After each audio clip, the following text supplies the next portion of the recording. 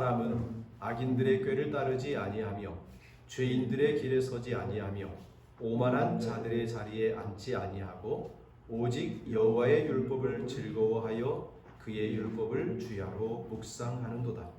그는 시냇가에 심은 나무가 철을 따라 열매를 맺으며 그 잎사귀가 마르지 아니함 같으니 그가 하는 모든 일이 다 형통하리로다.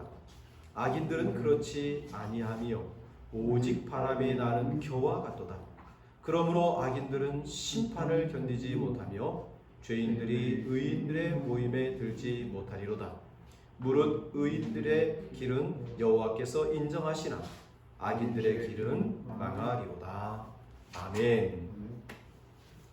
여러분과 함께 오늘 시편 1편 1절 6절까지 말씀을 가지고 시냇가에 심은 나무처럼 행복한 사람이라는 제목으로 함께 말씀의 은혜를 나누고자 합니다. 한 젊은 직장인이 새벽 공기를 가르며 출근을 하고 있었습니다. 이 젊은 분은 자기 인생의 투지를 불태우는 대단히 열성적으로 삶을 살아가는 사람이었습니다. 매사에 적극적이고 긍정적이고 처해진 일에 최선을 다하며 무엇보다도 삶에 대한 목표의식이 대단히 뚜렷했습니다. 이분에게는 두 가지 삶의 목표가 있었습니다. 첫째로는 지금 막 자라고 있는 두 자녀를 번듯하게 키워서 성공하는 자녀로 만들고 싶은 것이었습니다. 두 번째는 이제 막 100세 시대가 다가온다고 하는데 은퇴한 이후에도 돈 걱정 없이 살 수 있도록 미리미리 저축하고 준비해 두는 것이었습니다. 이 두 가지 소원이 다 경제적인 소득과 연결되는 것이기 때문에 열심히 일을 할 수밖에 없었고, 부인도 동네에 있는 학원에 나가서 아이들을 가르치는 일을 같이 하고 있었습니다. 어느 날 밤 명치 끝이 저려서 고통스럽게 잠이 들었습니다. 다음날 아침에 이런저런 일 미루고 병원을 찾아갔습니다. 그렇지 않아도 요즘에 소화가 잘 안 되어서 영 신경이 쓰이던 차에 위장 검사를 해봤더니 의사가 하는 말이 위장이 문제가 아니라 췌장이 문제라는 것입니다. 빨리 수술하지 않으면 큰일 날 것이라며 서둘러 일정을 잡아주었습니다. 황급히 입원 수속을 마치고 수술 날짜를 잡고 수술 날이 되어서 침대에 누워 수술실로 향하게 되는데 이분 두 눈에 눈물이 자기도 모르게 주르르 흘러 내렸습니다. 그리고 스스로 이렇게 물었습니다. 나는 무엇을 위해 지금 이렇게 달려가고 있는가? 나는 무엇을 위해 지금 이토록 열심히 살아왔는가? 여러분, 물론 이 이야기는 실제로 있었던 이야기는 아니지만 최근에 만났던 어떤 권사님의 아들이 이와 같은 심정이었을 거라는 것은 참자 충분히 느낄 수 있었습니다. 이 근처에 사는 어떤 권사님의 아들도 이름만 대면 알만한 그 유명한 대학에서 교직원으로서 열심히 일을 했습니다. 그런데 어느 날 몸이 아파서 병원에 갔더니 췌장암 2기, 3기를 향하고 있더라는 것입니다. 그래서 나 이 어떻게 하냐고 어머니에게 전화하며 하소연을 하더라는 것입니다. 이와 같은 일들은 우리 주변에서 심심치 않게 일어나고 들려오는 이야기들입니다. 여러분, 이 땅에 많은 사람들이 이와 같이 살아갑니다. 그들은 대단히 바쁩니다. 목표의식이 굉장히 뚜렷합니다. 어떤 이들은 이 사람처럼 자식을 위해서, 어떤 사람은 직장에서 승진하기 위해서, 어떤 사람은 돈과 권력과 명예를 손에 쥐기 위해서, 어떤 사람은 자기가 원하는 그 무엇인가를 얻어내기 위해서, 그 목적을 위해서 열심히 노력하고 치열하게 경쟁하면서 살아갑니다. 물론 어떤 분들은 그런 뚜렷한 목표의식은 없지만 그래도 살아야 하니까 살아가는 분들도 계시기도 합니다. 예수님을 믿는 많은 분들도 이와 비슷하게 사는 분들이 많습니다.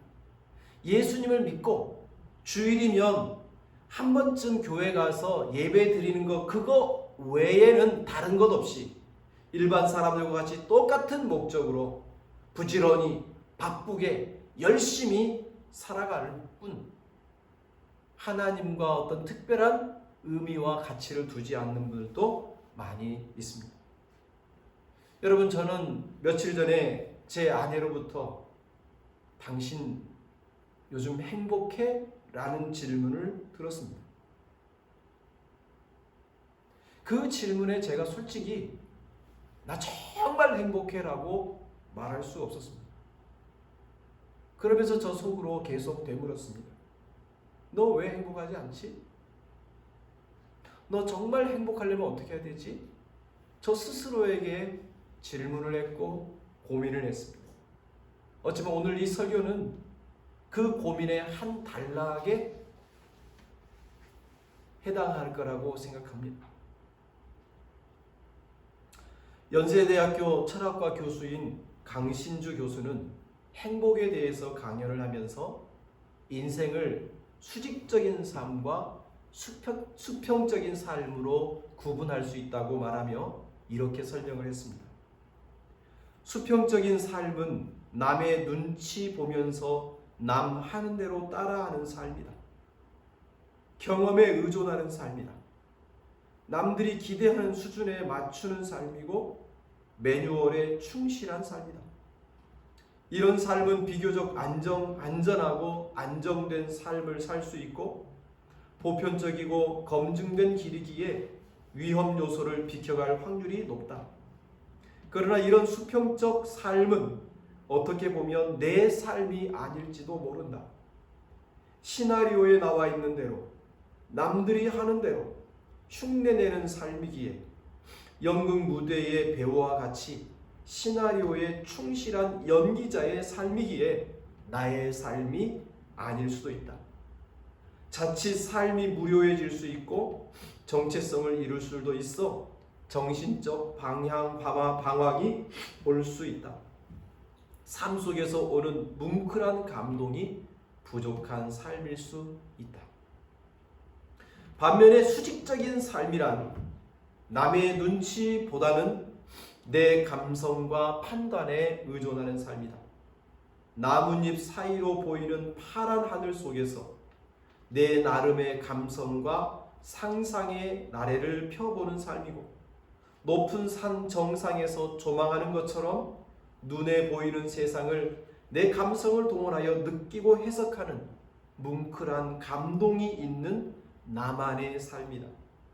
들에 핀 코스모스를 보면서 무한한 삶의 희열을 느낄 수 있는 그런 삶, 수직적인 삶이다.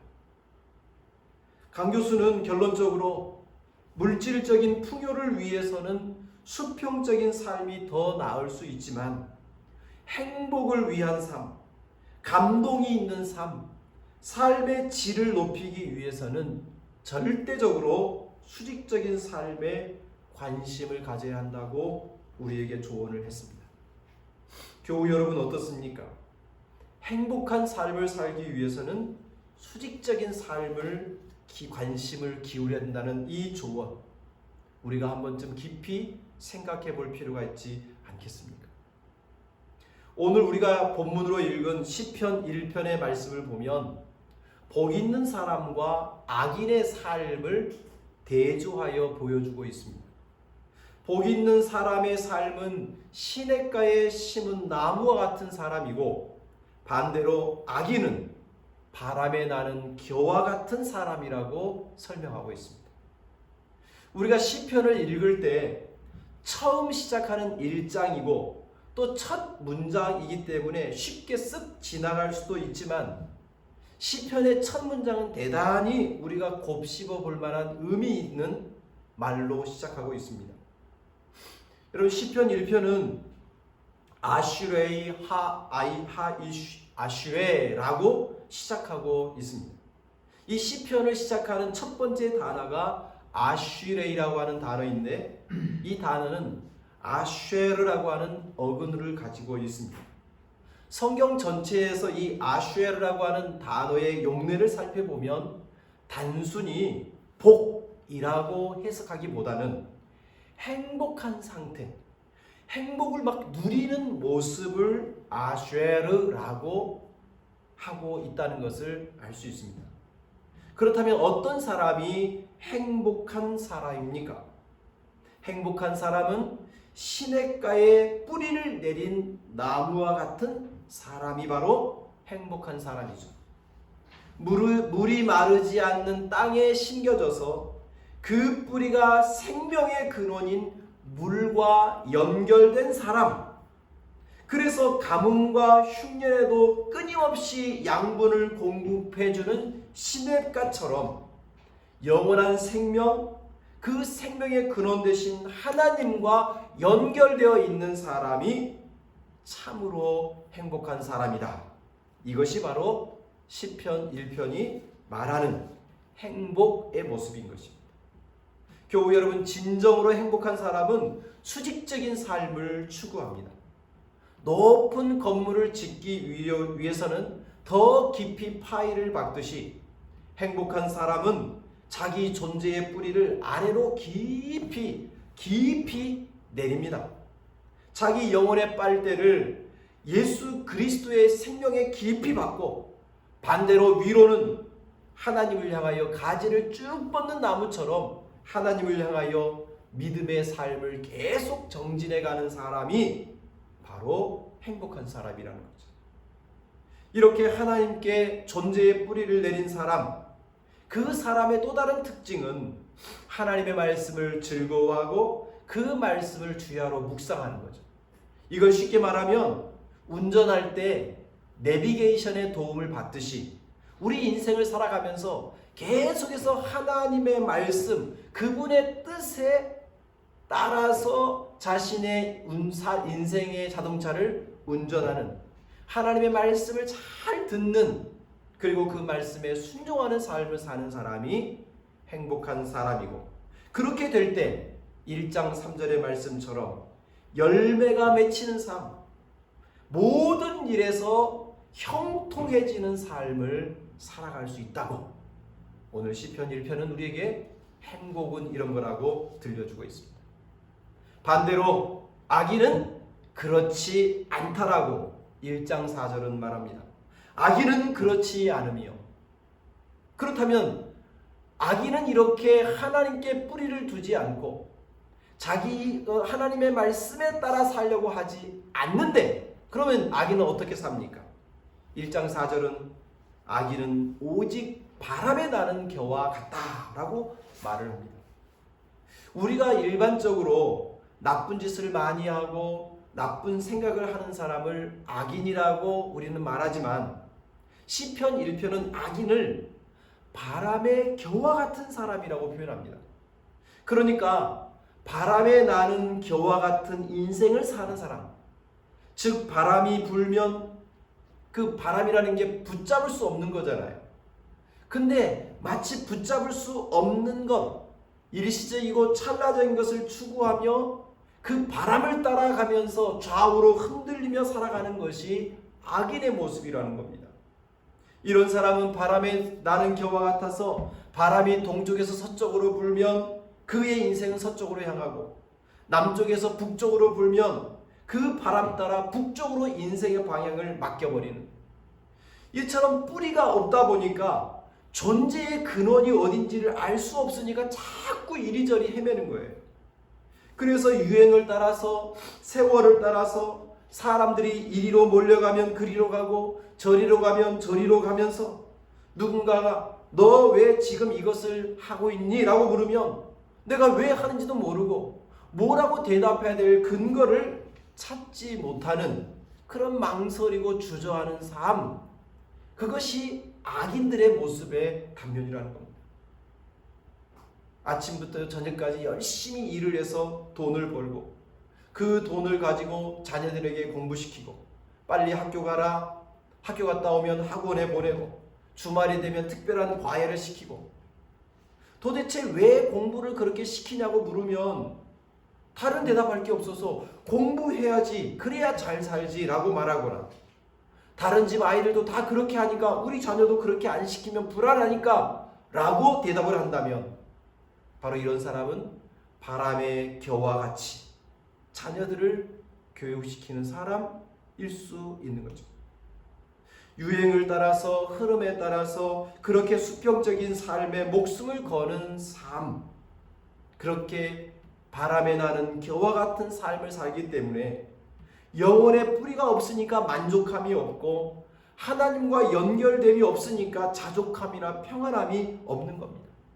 그래서 더더욱 소유에 집착하고, 소유에 집착하면 집착할수록 채워지지 않는 욕망의 덫에 빠져서 계속해서 허우적거리는 그런 삶, 그것이 오늘 시편은 악인의 삶이요 바람의 겨와 같은 인생이다라고 들려주고 있습니다. 교우 여러분, 우리 인생은 그 뿌리가 영원한 것에 이어져 있을 때에만 궁극적으로 행복감을 누릴 수가 있습니다. 왜냐하면 우리는 본래 그렇게 만들어진 하나님의 자녀들이기 때문에 그렇습니다. 한순간에 지나가는 것들에 관심과 생각을 기울이는 동안에는 영혼의 안정감은 누릴 수 없고 허전함만 느낄 뿐입니다. 어느 순간인가 그동안 진실이요 진리라고 알았던 것이 이게 전혀 아니라는 것을 느끼고 깨달을 때가 옵니다. 만약 그 느끼고 깨닫는 것이 더 이상 돌이킬 수 없는 마지막 기회, 마지막 순간이라면 우리의 그동안의 인생은 아무 덧없는 헛된 인생이라고 후회를 하겠죠. 그러나 반대로 저와 여러분이 영원하신 예수 그리스도 안에 뿌리를 내리고 하나님을 향해서 끝없이 믿음으로 살려고 노력한다면 그동안에 우리가 했던 모든 기도, 우리가 했던 찬양, 우리가 했던 헌신, 우리가 섬겼던 하나님의 교회를 위한 그 열심, 그 모든 것들은 하나님의 생명책에 기록될 것이고, 하나님 안에서 우리가 했던 그 모든 행동은 하나도 잊혀지지 않고 의미 있는 알곡으로, 열매로 하나님 앞에서 보상받게 될 것입니다. 교우 여러분, 우리의 존재를 영원한 생수의 근원 되신 하나님께 뿌리 내릴 수 있기를 소망합니다. 우리 영혼의 빨대를 예수 그리스도 안에 받고 주님 안에서 매 순간순간 주시는 삶의 기쁨과 은총을 누리며 살았으면 좋겠습니다. 여러분, 혹시 어떤 분 중에 우리 중에 천국은 죽어서 가는 거다라고만 생각하고 있다면 그것은 오산입니다. 지금 이 땅에서는 죽도록 고생하고 고난받고 모든 행복과 축복은 천국에 가서 누려야 된다라고 생각하는 분들, 그것은 잘못된 거고, 그것은 자기 학대이고, 그것은 인생을 낭비하는 것입니다. 물론 우리가 죽고 나면 천국에서 주님이 우리에게 영광을 주실 것입니다. 그 천국에서 받을 그 영광은 이 땅에서의 누린 그 고난, 이 땅에서 얻은 그 어떤 것도 비교할 수 없는 엄청난 하나님의 축복일 것입니다.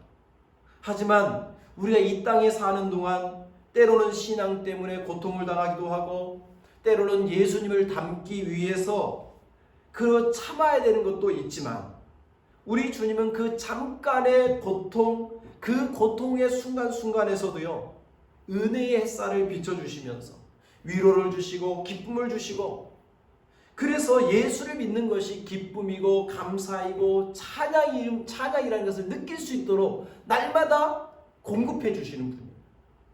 그러니까 우리가 그 믿음의 뿌리를 주님께 깊이 박아두는 것이 너무너무 중요한 것입니다. 여러분, 시냇가에 심기운 나무는 어떤 어려움과 역경과 고난이 와도 그 뿌리로부터 끝없이 물과 양분을 끌어모으기 때문에 그의 삶에 기쁨, 감사, 행복의 열매들이 맺히기 시작하는 것입니다. 여러분은 어떤 선택을 하시겠습니까? 미국에서 남북 전쟁이 끝난 후에 두 사람이 고향으로 돌아가는 길에 언덕 위에 있는 한 교회를 발견하게 되었습니다. 한 병사는 저 교회에 들어가서 우리 감사 기도 드리자고 권면했습니다. 전쟁에서 우리가 죽지 않고 살아서 그것도 건강한 모습으로 고향으로 돌아갈 수 있으니 이거 하나님께 감사할 일이라고 그렇게 권면한 겁니다. 그러나 다른 한 병사는 생각이 전혀 달랐습니다. 지긋지긋한 전쟁이 끝났으니 고향으로 빨리 돌아가서 그동안에 먹지 못했던 것, 마시지 못했던 것 실컷 마시고 한번 유쾌하게 한번 시간을 보내겠다. 그 생각에 사로잡혀 있었습니다. 이것 때문에 두 사람은 결국 헤어지게 되었습니다. 몇십 년의 세월이 흐르고 난 이후에 술을 마시자고 권했던 이 사람은 결국 알코올 중독이 되었고 그만 죄를 짓고 교도소에 갇히는 신세가 되었습니다. 전쟁에서 얻은 정신적인 후유증을 극복하지 못하고 술에 자신을 내맡겼던 것입니다. 어느 날 교도소에서 신문을 보다가 깜짝 놀랐습니다. 그것은 22대 미국 대통령의 클리브랜드가 당선되었다는 기사였습니다. 바로 그 클리브랜드는 전쟁이 끝난 후에 자기와 함께 고향으로 내려오면서 교회에 가서 기도하자고 감사하자고 했던 그 친구였기 때문입니다. 이것은 실제로 있었던 이야기입니다. 선택의 기로에서 두 사람이 무엇을 선택하느냐, 그것이 두 사람의 운명을 갈라놓았던 것입니다. 한 병사는 그 순간에 수직적인 삶을 선택했습니다.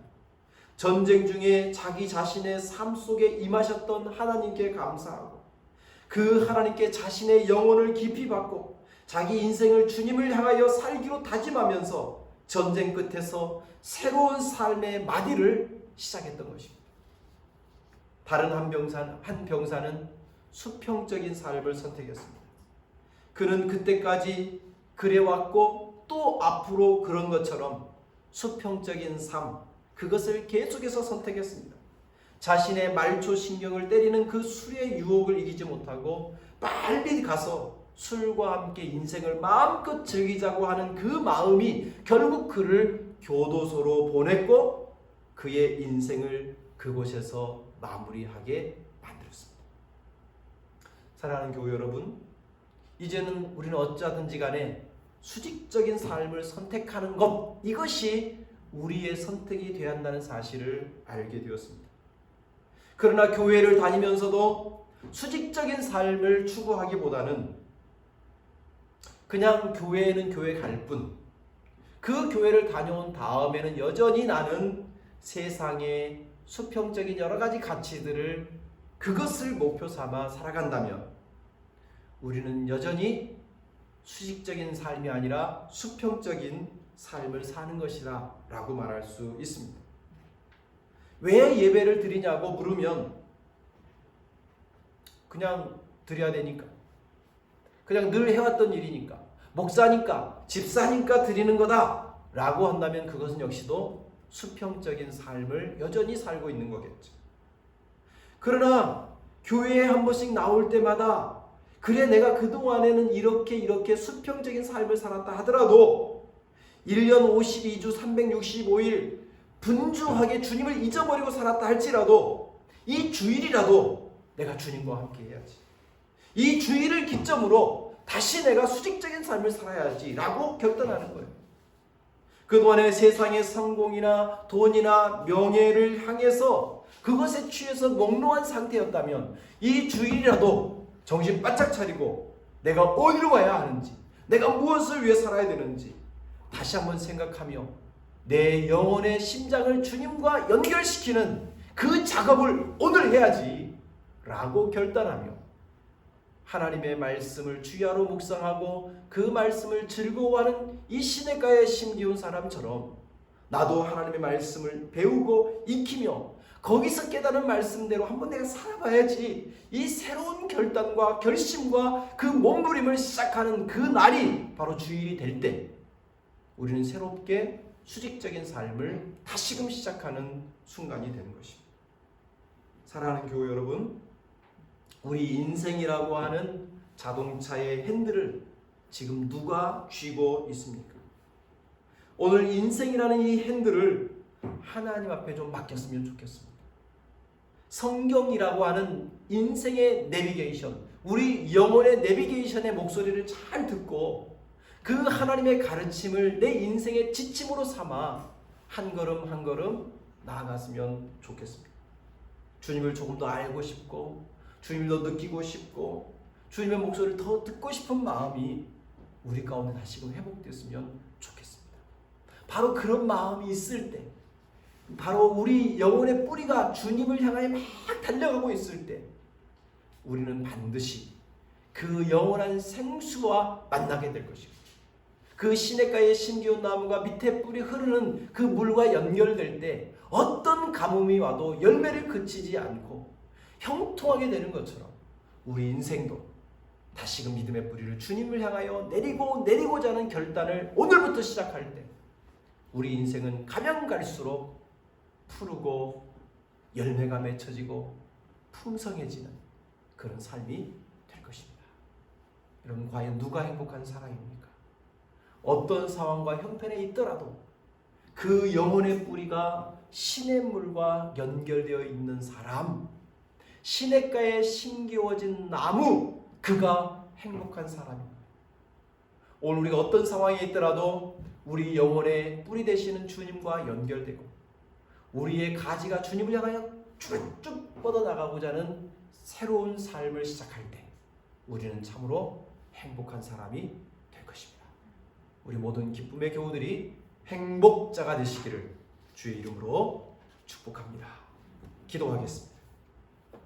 하나님 아버지, 오늘 이 시간 주님과 함께 하나님을 향하여 믿음으로 예배하는 우리 모든 기쁨의 교우들, 이들이 수평적인 삶이 아니라 수직적인 삶을 추구하는 존재들이 되게 해 주옵소서. 날마다 우리 영혼이 주님과 만나게 하시고 날마다 우리 영혼이 주님의 말씀에 인도를 받게 해주셔서 하나님의 아름다운 삶, 하나님이 원하시고 기뻐하신 그 풍성한 삶이 우리의 현실에서도 경험되고 누릴 수 있도록 인도하여 주옵소서. 왜 그렇게 바쁘게 사냐고, 왜 그렇게 열심히 사냐고 물을 때 하나님의 은혜, 하나님의 사랑, 하나님의 자녀됨을 자랑하며 하나님이 나와 함께 있음을 당당하게 말해줄 수 있는 행복자가 되게 해 주옵소서. 예수님의 이름으로 기도드립니다. 아멘.